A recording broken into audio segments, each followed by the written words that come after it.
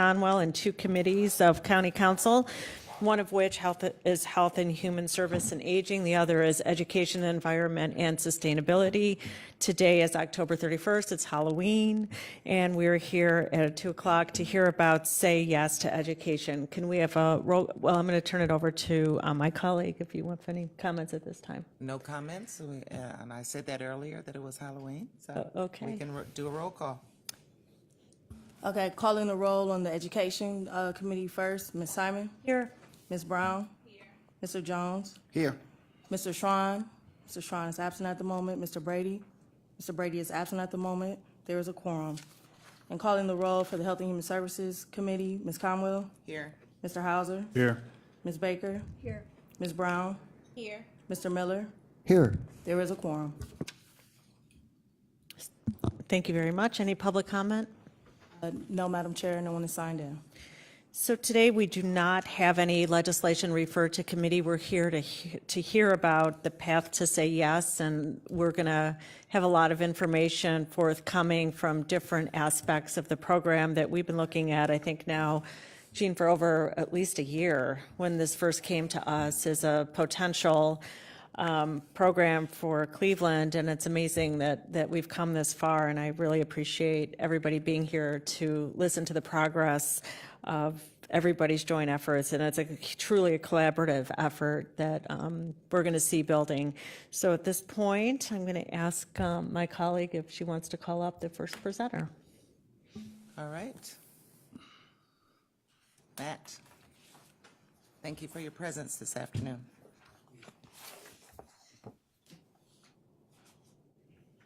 Is there a certain order that the presenters will? Please, everyone, state your name for the record. Make sure the green light is on. And if you come back up for questions later, please restate your name again. Thank you. Yes, good afternoon, members of the committee, Chairwoman Conwell, Chairwoman Simon. We really appreciate the opportunity to talk about an extremely important project today, and we hope the time we have, we can answer your questions and get into the details a little bit. We have some great presenters today. We have from Say Yes organization, Jean Chasen. We have from the Cleveland Metropolitan School District, Eric Gordon, and from College Now, Lea Friedman. And they're going to take various parts of the slides. I'm just going to handle a slide or two and go from there. But again, this is such an important project for Cleveland, for the community, and we just want to give you our progress and general updates. So why don't I just move forward? So it's, as the Councilwoman noted, this is the path to Say Yes. So we're in the process on the way to Say Yes, and I think Jean can speak to what that means a little bit further. One kind of underpinning of the project and of I think projects that attempt to address the kinds of concerns that Say Yes does is what is the impact going to be on economic development, on sort of the community's development, community success. And as you can see from the slide, research is very clear that college attainment is extremely important to the success of a community economically. I think we have all recognized that for those who are eligible and able to go to college, and as far as being qualified to do so, it's really something we should try to make happen. I think we recognize sometimes that there are other post-secondary options as well, and that's clearly part of everybody's analysis also. So you can see the kinds of things, the kinds of positive impacts that are made through greater college attainment in your community. We hear about that statistic a lot.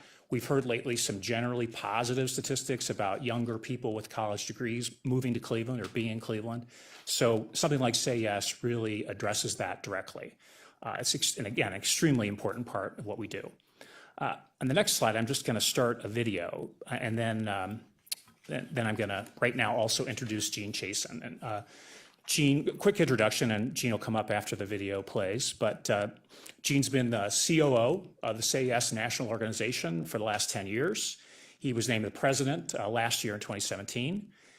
In this way, he oversees the Say Yes National Organization in general, but also its community-wide chapters. You may have heard this before. There are chapters in Buffalo and Syracuse, as well as in North Carolina and Guilford County, which is the Greensboro area.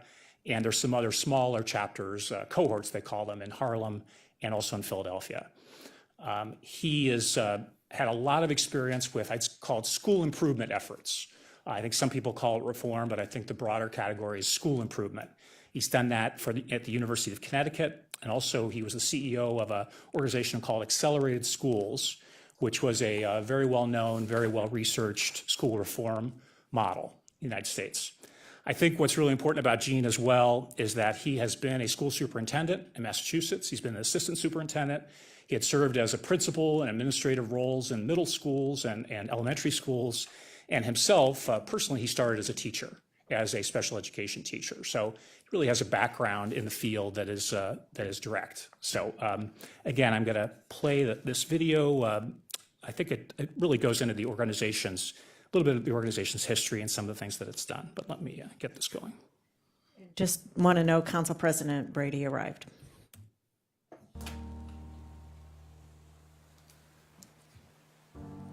In the 7th grade, my dad was incarcerated. Then around the end of freshman year towards the beginning of sophomore year is when my mom got incarcerated as well. I was living with my older sister and my aunt. So it was just me moving, not wanting to go to school, always showing up late. My English teacher signed me up to speak with Miss Stewie, a Say Yes mentor, to see what she can do to help. I can go to her whenever I have a problem. If I have an issue, if I'm down, if I'm happy, if I need motivation. She's the reason why I am where I am today. Buffalo has significant challenges when it comes to poverty. Over 50% of the young folks in our community are growing up in poverty. It's the 4th highest child poverty rates that you'll find anywhere in the country. Our strategy utilizes seed capital that we provide to put the systems and structures in place to make the support students need sustainable. What you find are mental health clinics that have been rolled out, after school and summer programming, college access programming, all being supported by the local community and sustained by the local community on an ongoing basis. For years, we were funding the symptoms of a public education system that wasn't delivering on its potential. Say Yes helped us address the system. People have lost hope, and then boom, here comes Say Yes. And then all of a sudden, people are talking with an eye towards the future. The change in hope elevates the entire community. We all believe that our students can achieve post-secondary completion as the pathway to a more expanded, inclusive economy. Say Yes is an economic development initiative that uses education as the strategy. What you find is a culture where the entire community is supporting students, working together to ensure students have what they need. But there's also a college-going culture or a post-secondary going culture that permeates the entire community. There's a buzz about it. There's a hopefulness. The graduation rate has gone up 15 percentage points since we launched the Say Yes Buffalo Partnership. It started at 49%, it's currently at 64%. And we're seeing greater gains too for Black and Latino students, where graduation rates have increased 17 percentage points for each of those populations. My major right now is mechanical engineering. I'm taking physics, art history, functions and modeling, and college writing. Then after that, I have to go to work at 5. Then after that, I gotta do all my homework. It's all gonna be worth it at the end of the day. Say Yes gives me more opportunities than what I would originally have. It made me realize my potential. What Say Yes has done in our community is close the gap between the promise of America and the practice of America. Because education is at the core of closing that gap.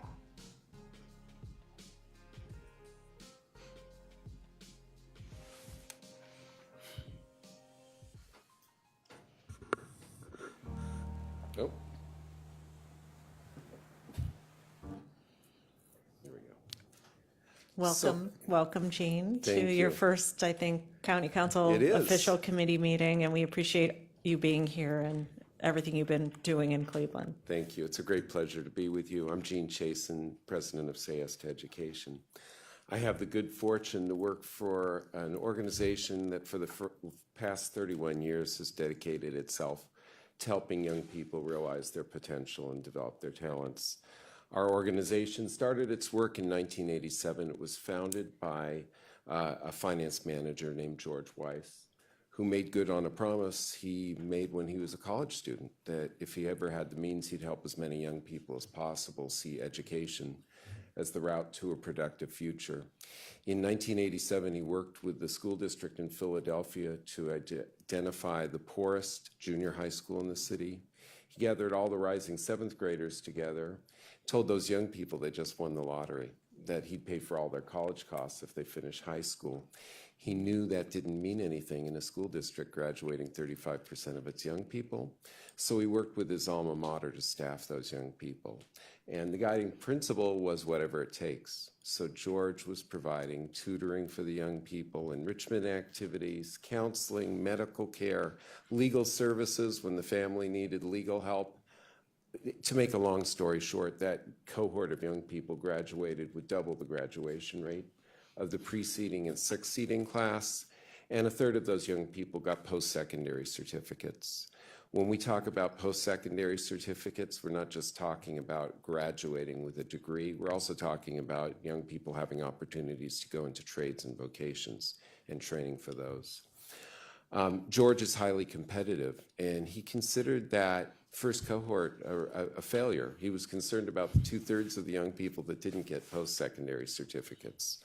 So he went about trying to do it better, and that's an underlying principle in our organization. With each iteration, we try and harvest the lessons learned and apply them to subsequent chapters.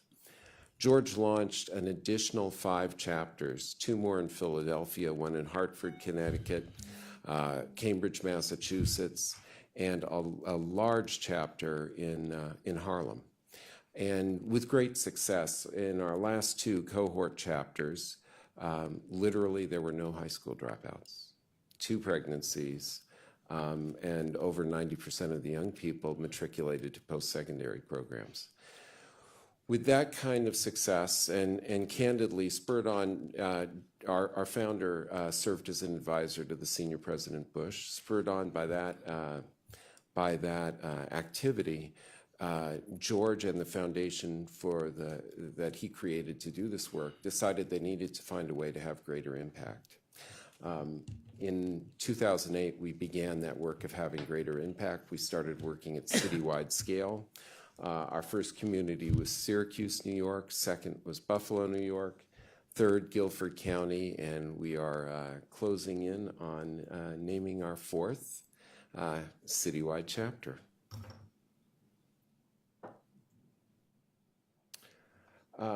In a nutshell, this slide depicts our theory of action. It begins with seed capital that we provide, $15 million. That seed capital is intended to put the systems and structures in place for this to be sustainable over the long haul. And the intent is that this is owned and operated by local partners. And I think as you talk to Superintendent Gordon and to Lea Friedman, you're going to hear about the kind of community engagement that's been involved in even the planning stages. The other leverage that makes this all work is the provision of post-secondary scholarships. The scholarships take 2 forms. The first form is a locally raised scholarship fund that pays for last dollar tuition scholarships to state, 2-year and 4-year institutions. And it's important to underscore the community ownership in that. When you are raising a scholarship fund, I'll use Buffalo as an example, they've raised roughly $65 million there. All the high net worth individuals, large philanthropy, large businesses have invested. That creates a great deal of local ownership that helps ensure that the initiative, that the strategy keeps going through transitions of leadership. In the case of Buffalo, we went through 7 different superintendents in the first 5 years. And not only did the strategy stay on track, it went faster than we expected because of the level of commitment from the various sectors and the results being realized in early implementation. The next thing we bring that brings the strategy to life is a data approach that uses data to inform decision-making at the collaborative governance table, but also at the individual student level. Collaborative governance table I mentioned just a minute ago. This is not owned and operated solely by the school district. It's owned and operated by a partnership between school district, city, county, local philanthropy, higher education institutions, parent leadership, union leadership, all working together to figure out how to scale and sustain the supports young people need. And it is at that table that we figure out how to deliver services that young people need and how to utilize the existing services that exist in a community in an effective, efficient manner to realize maximum benefit. What all of that drives is increased post-secondary readiness and success. This strategy, you heard from Matt a little bit about my background. This strategy is dramatically different than the way school districts and communities typically go about school improvement. The norm is for school districts to invest in a program or in an approach that's going to solve their problems. This is much more comprehensive, and it looks at the entire pathway from birth to post-secondary completion. There isn't one pinch point. It looks at the entire continuum to ensure that students stay on track. It is the norm for a superhero to come in that's going to change things. This is community owned and operated, and it's taking advantage of the expertise, leadership, and skills that exist across the community. The norm in cities is for the silos to work in isolation. The county to deliver their services, the school district to deliver the educational services, the city to deliver their piece, and there's often little coordination. This is very intentional about knitting together the various silos to work together, again, to capitalize on the strengths and resources that exist. The other thing that we in the education sector suffer from is the pendulum swinging with the grants we receive. Typically, school districts take on new initiatives, new work that's grant funded, often with no plans for how to sustain the work beyond the life of the grant. And a key piece of the work we're doing with the Planning Committee currently is ensuring that there is a financial plan that will take this work forward beyond the seed capital that we're providing.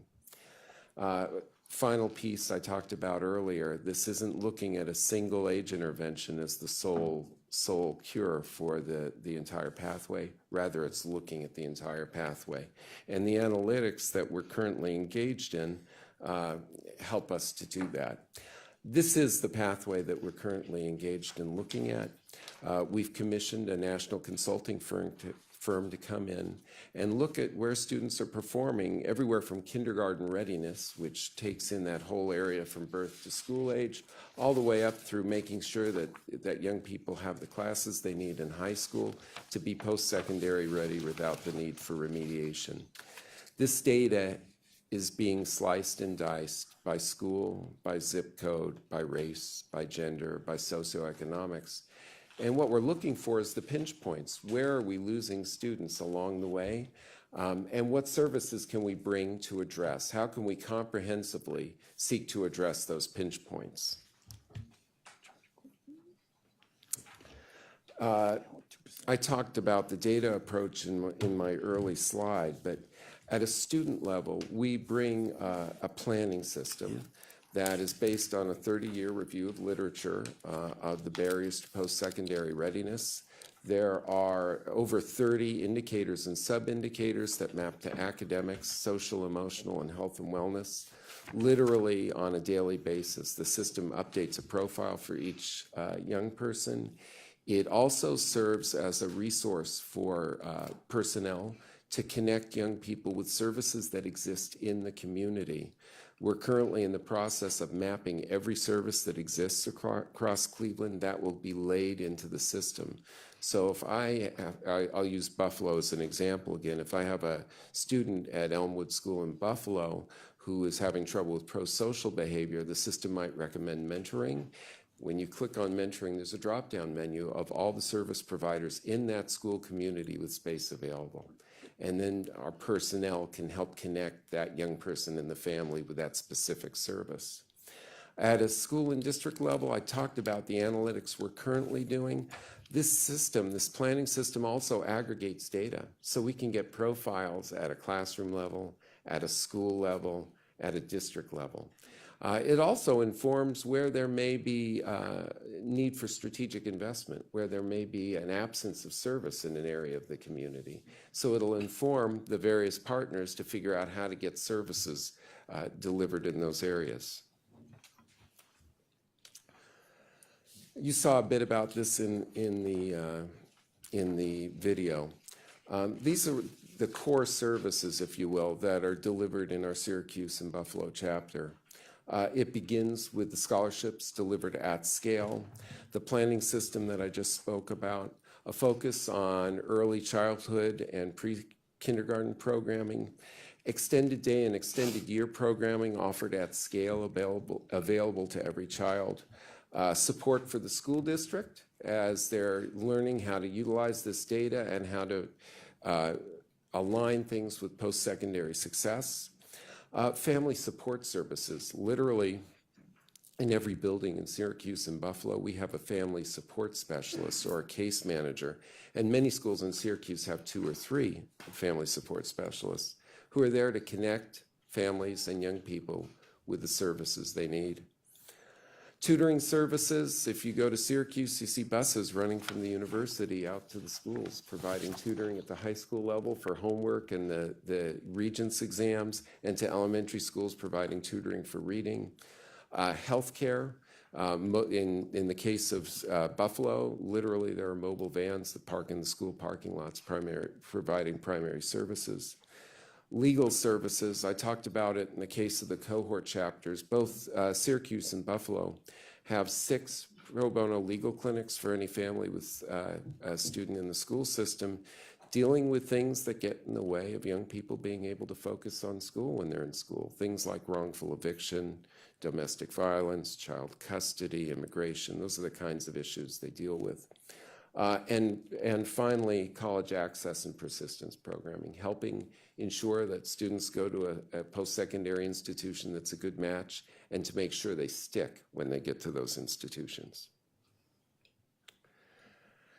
We talk about partnerships, and these are the partners that, at a minimum, we look to be included in the Say Yes strategy. And I'm pleased to say, in the case of Cleveland, all of those institutions are represented in our planning work in various committees that are currently operating. And that leads to the road to becoming a Say Yes chapter. I'm going to turn it over now to Eric Gordon. Jean, can I ask you one question? Sure. You didn't talk about the conditions of the schools in Syracuse, because that's a major part of a model. So does this program address any of that? Are you speaking of physical conditions in Yes. the schools? So it does, but it comes through the partnership. So where there are schools where performance is low, and we might have a task force looking at it, when they dig into root causes, physical condition can come up and has been addressed in some form in Syracuse. In Syracuse, there was not a major renovation project as there was in Buffalo, and they have selectively worked through a number of schools as a result of the data that's been coming out of the task forces. Thank you. Sure. Yeah, no, I'm not sure how we want to proceed with questions. Did you have a question of Jean, or do you want to wait till Mr. Gordon? Just a comment to Jean that I just want to say that we're honored to have you here in Cleveland to talk about Say Yes to Education, and I think what we have to offer is a long history of collaborative effort and a lot of collaborators out there willing to be a part of this. Thank you. I've learned that over the last 2 years. It's been exciting. Okay, thank you. Okay, so what we'll do is, unless there's some burning questions for each speaker, we'll save it to, we're done. Okay, hi, welcome. Thank you. Good afternoon. President Brady and Council Chair Conwell and Council Chair Simon. It's really a pleasure to be here before all of the council members in this committees. My name is Eric Gordon. I'm the Superintendent CEO of the Cleveland Metropolitan School District. I'm going to take just a couple of minutes to share with you why I feel so strongly that this is an important strategy for Cleveland and for Cuyahoga County. I actually became familiar with the Say Yes strategy on my 7th day in Cleveland in 2007. You'll remember that we had a school shooting at Success Tech High School. And as the new person in town, I was tasked to find solutions for kids who felt so desperate. And that became work that I've done now for 12 years here in the city. It's called our HumanWare, our social emotional learning work. And one of the first places that we learned of was this new strategy in Syracuse, New York called Say Yes to Education. I didn't know about the scholarship component of it, but what I knew is that they were digging into data about kids and sharing information about kids in a way that was the aspiration that I wanted for my kids here in Cleveland. So at that time, it was sheets of paper. I actually still have those sheets of paper somewhere in my office. And the indicators for kids were, is a student off track in that particular area? Are they on track in that particular area? Or more importantly, are they on track to thrive in that particular area? And that was really a definer for me. Syracuse was just beginning, and so we weren't able to access Say Yes at that time. But for literally the 12 years I've been in Cleveland, I've been keeping an eye on this Say Yes to Education strategy. When I became superintendent in 2011, Gene actually came to Cleveland to meet the new superintendent, and they were considering a second chapter. That second chapter is now Buffalo. I was clearly not ready to take on something brand new, as we were also writing the Cleveland plan, and Gene knew it, I think, the minute that he saw me. And so that ultimately became Buffalo. Buffalo being a great learning example for us because it's such a similar city. I tease even my colleagues in Buffalo that they too put their highway between their city and their lake. So it is our twin in every single way. As we were working on the Cleveland plan, then Say Yes again came forward and was looking for a city, and we were really in the midst of the Cleveland plan implementing, and so we just weren't at a place where it was the right time for Cleveland. And I frankly decided that while it was something that I always admired and respected, it probably just wasn't going to happen in Cleveland. Then our founding partners that have brought us here today, which includes the county, the city, the Cleveland Foundation, the United Way of Greater Cleveland, and College Now, Lea Friedman will speak momentarily, came to me and said, you know, we really want to pursue a scholarship program. We're getting so many more kids through high school. How do we get them through college? And have you ever heard of this strategy called Say Yes? And so here we are, literally 12 years later, at the right time for the city of Cleveland. The slide that you see before you shows the journey so far. And Say Yes started looking for this fourth and what will be their final kind of incubator city before they move to a technical assistance role. And by looking at 27 potentially ripe cities across the country. They came and visited us. We visited them in New York City. We went to Buffalo along with other cities. And ultimately, we were invited to fill out a request for proposals to be considered a Say Yes city. That request narrowed to 6 of those 27 cities. We submitted our application. It was literally hundreds of pages. And then Gene and his team of experts from across the nation in many, many areas came and spent several days examining every part of the proposal to make sure that it was real. What we said was true was true. They not only came to Cleveland, not only to the county team, but actually went to Columbus to meet with the governor to make sure we had state-level support with the Commissioner of Higher Education and the Superintendent of Public Education in Columbus, very literally making sure that what we said we would do and could do was true. We were narrowed to 2 cities at that point and have emerged as the sole city still being considered for Say Yes to Education. So that's the due diligence phase you see on the screen, phase 1. Phase 2 is then, okay, so now putting the infrastructure in place that allows us to be named a city. This is where the county's been really deeply engaged, including Chairwoman Simon, who has been at our committee meetings and working on this, Matt Carroll, who's been working very diligently, the county executive himself, and many members of the team getting data, participating in subgroups. And so the county's really been deeply involved in that. And that includes getting all of the readiness things in place, getting the scholarship program in place, getting the core services and the rollout plan in place, getting that data sharing in place. One of the things I've been trying to do for the 12 years I've been here is to get data to flow between the district and other agencies. I worked on this with Family and Children First Council here in Cuyahoga County. And we've just never been able to fully do that. We have those agreements in place now, and when we are named a Say Yes City, we'll all know more about the kids and families we're attempting to serve. And the final phase is the public launch. Once we have been able to commit to rolling out the core services, and we have to build out a 6-year business pro forma that says how we will wean ourselves off the $15 million that Say Yes starts and get to a sustainable space. And we have the ability to implement those scholarships for the next 25 years. We will then be named a Say Yes City. So why Cleveland? Well, the Cleveland plan is working. And so we were, when I became superintendent, we were the single lowest performing school district in the state of Ohio. We were dead last. Today, we are still low performing, but we are one of the fastest improving school districts in the state of Ohio. On our last report card, our graduation rate is now up 22.5% from where we started in 2011. So you saw in Buffalo that they've also had a dramatic increase in graduation rates. Ours is actually further and faster.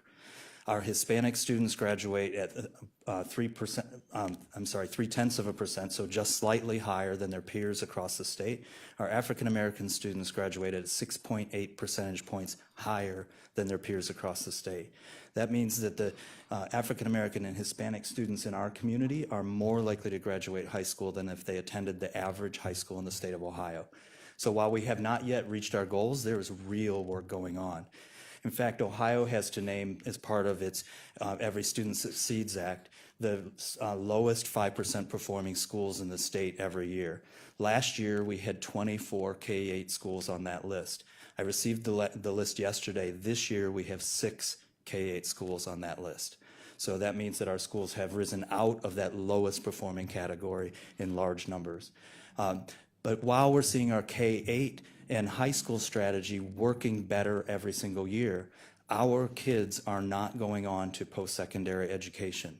In fact, what we've seen, and you can see it on the graph, is a dramatic drop in the number of students that are pursuing technical degrees, 2-year or 4-year certificates. When I looked at the Buffalo data over the same period of time, you saw in the video a similar trajectory in graduation rates. But Buffalo kids are going to school because they have the supports and the scholarships to do so. And so I actually simulated what would have happened in our community had our kids behaved the same way as their kids. And what we would have seen in the last 6 years is 1,250 more degrees granted in this community, 650 more 2-year degrees, 600 more 4-year degrees. And when we consider the wage earning, that's an $8.49 return on investment for every scholarship dollar we would have spent over that last 6 years. So I'll just close my part. I'm a data person, as you know, but I also always want to connect it to real kids. So about 3 years ago now, I was going to a meeting on a Sunday morning over at the Landmark Diner on St. Clair and 55th, and I walked into my meeting, and one of my kids who had graduated from CMSD was sitting in a booth.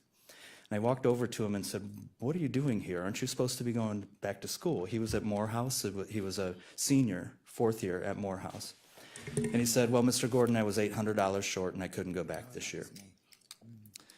So no kid's college education should be dependent on where I have breakfast. It's just that simple. And the way the Say Yes scholarship works is it is that last dollar where we have that $800 that for him might as well have been $8,000 so that he finishes. It wasn't about his aptitude. It wasn't about his effort. It wasn't about his achievement. It was about $800. When I was telling this story to our local Say Yes committee when we were asking for support for the scholarship, my phone buzzed for a text. I had sent a message to a young man that I'm mentoring at Heidelberg University.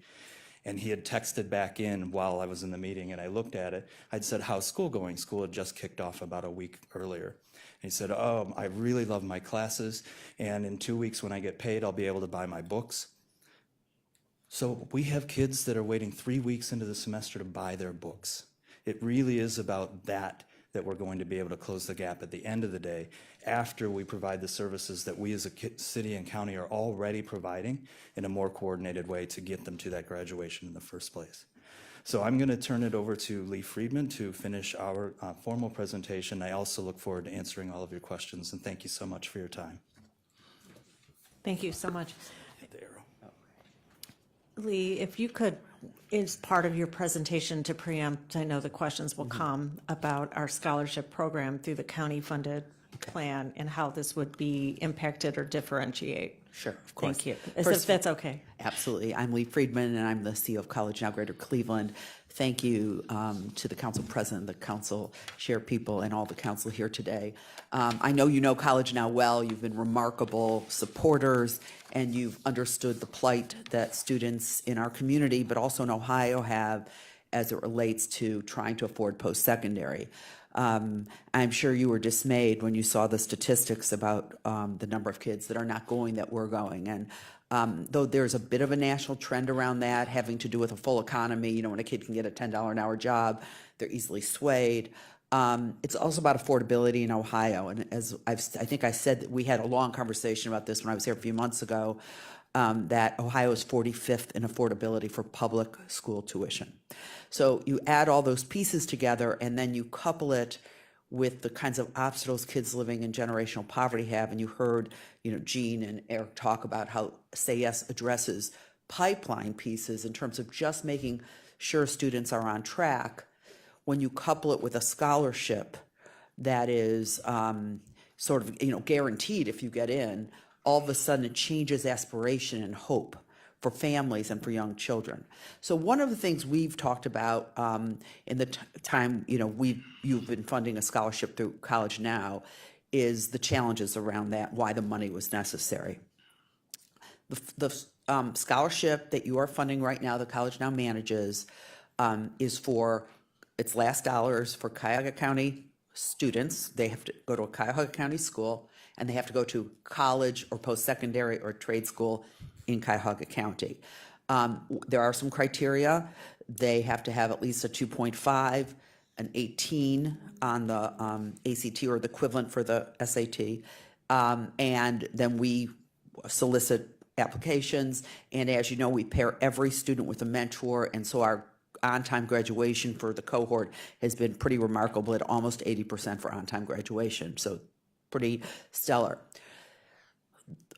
This provides a similar kind of hope, but this is a little bit broader and in some ways simpler as it relates to the Say Yes scholarship.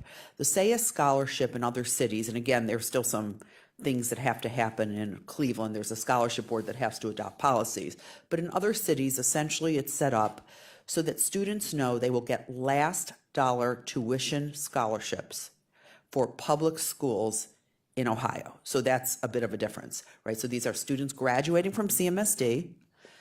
They are going to a public school in Ohio, and Jean and I can talk about it too, but there's a private school option, but it works differently. It does not draw on the scholarship, on this scholarship piece. It has to be universal, which means that every student graduating has to be able to access it if they get into college. So there's income criteria in other cities, but it's even if you're very high income, if you've graduated from Buffalo, you can still get some money to go to Buffalo State or wherever it might be, or a SUNY school or something like that. It has to be equitable. So the equitable piece is there is some scaling around income, family income, and it has to be sustainable. So those are some different pieces. You know, in other towns, there was no College Now, so College Now will play a different kind of role here. We have a lot of capacity that they had to kind of build in other places. I think that would be the fair way to say it. You know, the mentoring program and just our advisors in all the schools. So there are some things that are different, but to be honest with you, this is a wonderful opportunity for kids out of CMSD because they have huge, huge gaps to go to college. I mean, the average gap for a kid just wanting to go to Cleveland State is about $9,000 if they're an average student. I think we had this conversation when I was here last time, that if you're a really gifted student, you're going to get more money. This sort of takes that piece out of it. So a kid, you know, if you grew up in Beechwood like I did and you had a 21 on the ACT getting a CSU, you know, your family can pay for you to go and whatever. But if you have a 21 and you're coming out of a situation where the family income isn't high enough to help, you're going to get your Pell money and whatever CSU gives you, you're going to have a huge gap. So it's like, it's so much burden for the kids. This sort of eliminates some of that. So the local scholarship is being raised as we speak. In order to announce, I think you heard, there has to be 60% of the amount of the scholarship pool has to be raised to announce, because they want to be sure it's, you know, their support.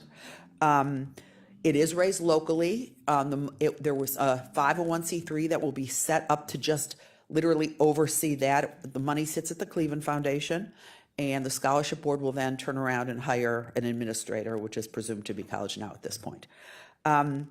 And again, you could see addresses the gap between total tuition cost.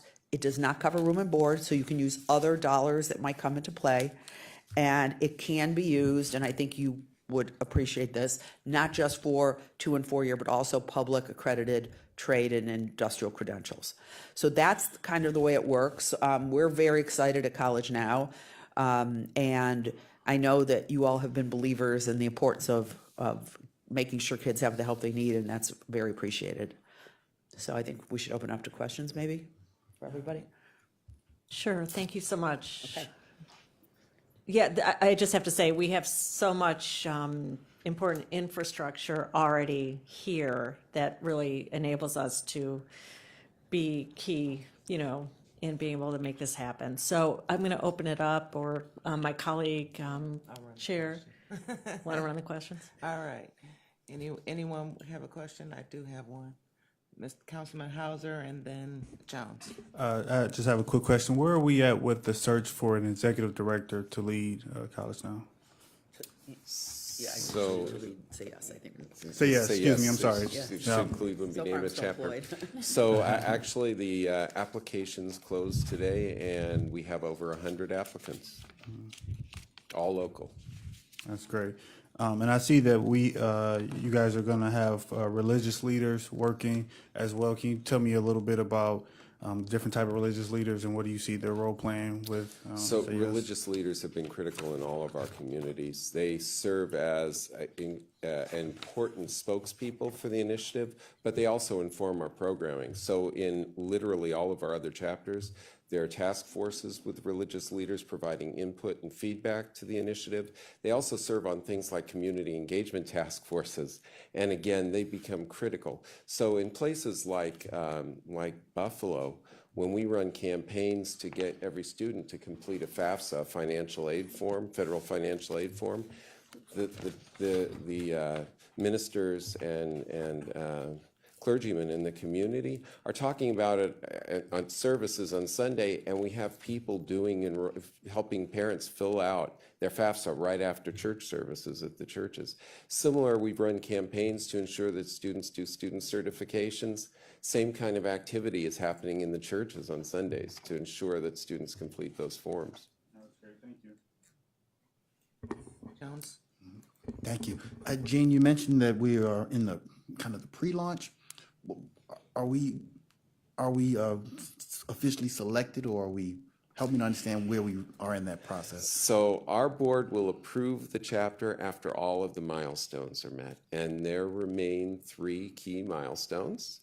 One is that was highlighted already, the scholarship, reaching the needed threshold on the scholarship fund. The $15 million. Right. The second threshold that needs to be met is there needs to be a plan for how the core services will be rolled out and how they'll be funded. There's a task force with about 20 members. It represents city, county, school district, community-based organizations, local philanthropy, parent leadership, all working together to figure out those core services, the schedule for how services will roll out, and help us to figure out the funding. So you want to understand how the community does it organically, how it fits together, and how we build on the eliminates the silos local you mentioned? assets to figure out how to roll out the core. And typically, the core services include the family support specialist in the school buildings, after school and summer programming, mental health supports, pro bono legal supports. Those serve as the core, and then there'll be a whole array of customized services that are specific to Cleveland that come about as a result of the data. The final piece is selection of an executive director who has the skills and competencies to serve as the convening point and the facilitator for all of this locally. Okay. So once those milestones are met, then our board will approve the chapter. Okay. Madam Chair, my question is for Mr. Gordon. Can you speak to how we're doing in meeting the 3 milestones, and particularly that collaborative, that organic bringing together of the Yes, sir, I can. diverse services? Yeah. Yes, sir. So actually, Matt Carroll from the county is actually on that committee. Am I correct, Matt? On the work, yeah. So we have a committee that is the district, the city, the county, the libraries, our foundations, our partners. They are actively working on what is the rollout plan, so that, and we will adopt it. My board will adopt it. It'll become part of our contract for the core services that Jean mentioned, which includes the family support specialist in every single school. It also includes mental health service supports for every single school, and then after school and summer programming. Our teachers union is on this as well, so that if there's anything that we need to negotiate around our contracts, we're able to do that. And our principals association as well. It is our hope and expectation that we will have that rollout plan finished yet this calendar year, so by the end of December. Now, one of the things Say Yes has been really careful for, and I think smartly so, is they will not allow us to set a date and check a box. It'll be ready when it's ready, and when their board says, yes, this is sufficient. But we've also, as you know, Cleveland, Cuyahoga County to be, have been really aggressive, and so we have internally set our target to have that rollout plan ready for the end of the calendar year. Okay. Our chairwoman mentioned we have so much infrastructure in place already. You certainly do. And one, I know your commitment to emotional social learning. Schools like Ted Ginn Academy, things that they're doing, your whole social emotional learning department with Mr. Stencil and those. That's great. My question is really still the same. How does that piece fit into the, again, meeting those 3 requirements? Sure. So the strategy that Say Yes deploys is looking at those kinds of assets and saying, how do we move them directly into schools? So you know that over the past 5 years, I've partnered with United Way for a community wraparound in a quarter of our schools, where we brought services to the schools. What Say Yes expects us to do, requires us to do to become a city, is bring those services to all of our schools. And so it takes, how do we take the existing services we have, because this is a resource-rich community from what the county supports, the city supports, our foundation community supports, but how do we make sure that they are all being accessible at the schools? So mental health is a good example. Those are dollars that flow through the county. And so how are you feeling confident that those dollars flowing through you that already do are serving and accessible and servicing my kids directly at the schools, as opposed to kids not getting those services because they have to leave school to go get them? So that's the work that the work group is working on, is proposing how do we not replace or expand, but how do we actually shift around the resources we already have so that they are sustainable at every school building, instead of having some schools like a Ginn Academy that has what we call life coaches, but would be similar to the family support specialist, other schools who don't have any. So that's the work we're doing, is looking at how do we take existing resources and remap them to get a broader impact. Okay.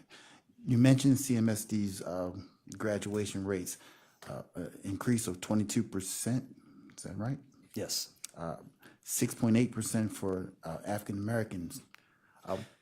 That's 6.8% higher than the state average. Higher than the state average. Yes. What is the actual percentage for African Americans' graduation rate at CMSD? 74.6%, and the district average is 74.3%, so slightly higher than the district average. Okay. Thank you. You're quite welcome. All right, my question is for Lee. just want to be clear, are you talking about the money that we fund the scholarship program? Will this be utilized in any way for this Say Yes to Education, or will that be something separate? No, Councilman, that's an entirely separate thing. This is a specific endowment being raised for this specific purpose with specific criteria. So no, it's two separate things. And as you know, at College Now, we run many scholarship programs, so it's like hundreds, literally. Okay. This will be a big one, though, as is yours. Good to know. And then my second question will go to Eric. How does this differ from your Cleveland plan? You stated earlier in your presentation that Cleveland plan was actually a little above. So this is not, the irony of Say Yes to Education from my point of view is that it's fairly agnostic to how you provide the education. Instead, they're looking at how do we remove the barriers that stand between kids and families and accessing education. So the theory of action is, and Jean was a superintendent and a school person, the theory of action is teachers can teach and kids can learn if we remove all of this other stuff that is in their way, like many families and communities are able to do on their own. How do we remove those the social barriers, those health barriers, things like simple things like having clothing and food and all of those things that disrupt education so that kids can learn. The Cleveland plan is not going away. And we were really careful when we were going through the vetting process with Say Yes that we had to be able to continue on the academic journey. I think part of the reason that we both appreciate each other's model is because both of them are a long-term point of view. We're not trying to be the silver bullet and then in comes the next plan and comes the next person. So the Cleveland plan is in place. It's going through its 5-year refresh right now from the Transformation Alliance, and it will continue to be the academic strategic plan for our community. And how does the state play a role in the conditions of some of our school buildings? Well, the state in this most recent biennium has reduced the amount of contribution they've been providing to the school district. That's why our facilities plan has actually been placed on hold while we're revisiting the plan itself. And frankly, until next Tuesday when we see who our new state leadership is going to be, so that I can go back to the new leadership and advocate to restore the full support that this community needs and deserves. We are the single highest childhood poverty city in the state of Ohio. We need the state fully behind us. They have scaled back that support in the last 2 years. I am hopeful and confident that our new leadership will be able to restore it.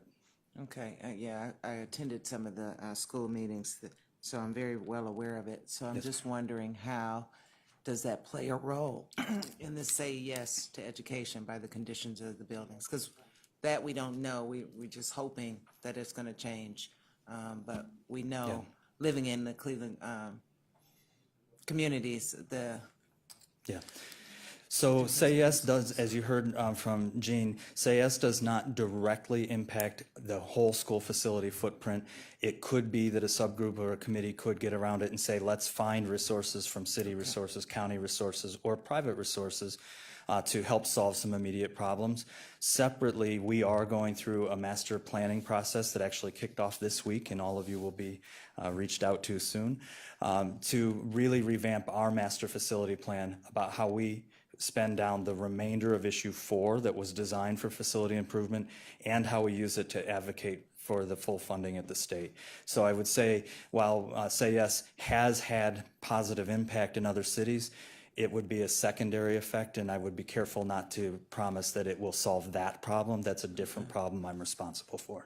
Okay, but I like that statement, and that there is maybe some cohesiveness on that topic. Can I open it up? Councilwoman Baker. Yes, thank you, and thank you for the work that you're doing out there. I'm really pleased to see that we are reaching a 70% graduation rate in the Cleveland schools. That's good work. Thank you for that. We hear from our college, from those that are enrolling into college, that many of our students have to take the remedial classes, the math and the science and the English. Do you find that our students that are graduating need that support before they can actually enroll in the, perhaps the chosen career that they initiated? Thank you, Councilwoman Baker. Yes, some of our students do need remedial coursework in college, but we've seen a 14% decrease in that need at the same time that we're seeing a dramatic increase in the graduation rate. So we are seeing more kids more ready. We also have been building partnerships, particularly with Tri-C and Cleveland State University, to do co-requisite supports. I think people tend to think of my students as either college ready or illiterate, and they forget that there's a space in between. So there is some unfinished learning, is how I would describe it, where kids have some of the capacities and skills that they need, but not fully ready for the career college pathway they're on. But if we approach it from a asset of what a student brings in learning and then the unfinished learning, there's programs like a co-requisite program where kids are getting the remedial supports they need while simultaneously taking college-bearing classes. So I would be lying if I said, no, the problem is completely solved. Any school leader in this state who says that would be lying to you. But we have made significant improvements in reducing remediation rates, and also have to remind our community that not being fully ready doesn't mean no readiness at all. Thank you for that. You know, the downside of not being prepared is cost and time. And, you know, to be prepared, especially if they're going into a 2-year college, you would think that they would have the college ready going in as a first. But I appreciate that you are aware of it, it's being worked on and all. The, you know, the premise in the last, if I may, the premise in the last year or maybe more is that not all students are destined for college. Not all students are book smart or want to be book smart, but they certainly have skills and ambition to put them in places that perhaps doesn't take a 2-year or a 4-year degree. So what do you do for those students that perhaps can go into the trades, many nursing? I mean, there's a lot of careers out there that are very limited in time, but still have to be certainly college ready and have those skills and ability and knowledge, but are not destined for beyond. So what are your thoughts on that? Yes, so we have 6 high school programs that are called the Academies of Cleveland. They are our career centers, and those are programs that are designed to help students either be prepared to go directly into a trade or to still go to a 2-year or 4-year college, but with the opportunity for a technical certificate or degree, which, again, if it is a public degree granting or certificate granting, would also qualify those students for the Say Yes scholarship. In that, we have been building out deliberate internships and apprenticeships. So, for example, Max Hayes construction program is the first and only school to apprenticeship program for the construction trades in Ohio. We've also now signed an apprenticeship agreement with the plumbers and with the sheet metal workers. We do a lot of advanced manufacturing work, as Councilman Schron knows. We also have a health careers high school that the Cleveland Clinic is now fully engaged in, and those students are getting STNA certificates and med tech certificates. We have a public municipal careers academy where students can learn to be security officers. They have to go through the final training post high school because you can't become a public police agent until you're 18 years old. But they can get the private security certificate. They can get their dispatch certificate. So we have an array of career opportunities for our students. I would say, though, that we also need to challenge our community that when we say not all students need to go to college, that is in fact true, but we have to make sure that it's true for every kid, because often when I hear that and I say, well, so that's what you think for your child, they're like, no, my kid's going to school, just not your kid, right? So while we have to make sure that those programs are available and we have the need in this community, we have to also make sure that every one of my kids knows that they can go to college if in fact that's what they aspire to, and that as a community we expect them to. Can I add something to that? I thought this might be something I could add just for some supports. College Now is also serving his career academies, and we have, just like we have college advisors, we also have career advisors in some of the schools. But we receive funding from the Deaconess Foundation about 6 months ago, and we are building a tool. I actually saw it like a little pilot for the first time today, where you can search on, right now it's 3 high demand careers: manufacturing, IT, and health, allied health. And every certificate program, whether it takes 6 weeks or 6 years, you can now search that database by location, when the program starts, how much it pays, what the skill sets are, and where to go. And so we're trying to really build this in, to your point, that some students are going to choose that path, but, and also to Eric's point, we do want every student to feel that they have every option. Thank you for that. I certainly understand that. And it's good to hear that you are offering options as the most in demand careers, that we don't encourage just because you have a 4-year degree, you're going to get a job. We don't want the old days of general studies, art degrees.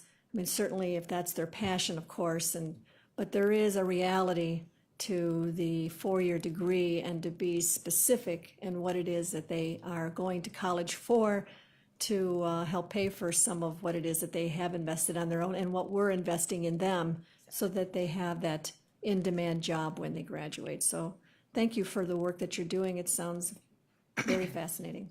Thank you, Chair. Thank you. Mr. Jones will have the last final question before we close out. You mentioned the Cleveland Foundation will oversee the 501 or establish the 501c3. Has that happened already, or it's in the process? It's in process. Yeah, it is in process. The core of the scholarship board has begun to meet. Papers are being finalized and being submitted to establish that 501c3. What will be the structure of that board, and how many members? So those details I don't have.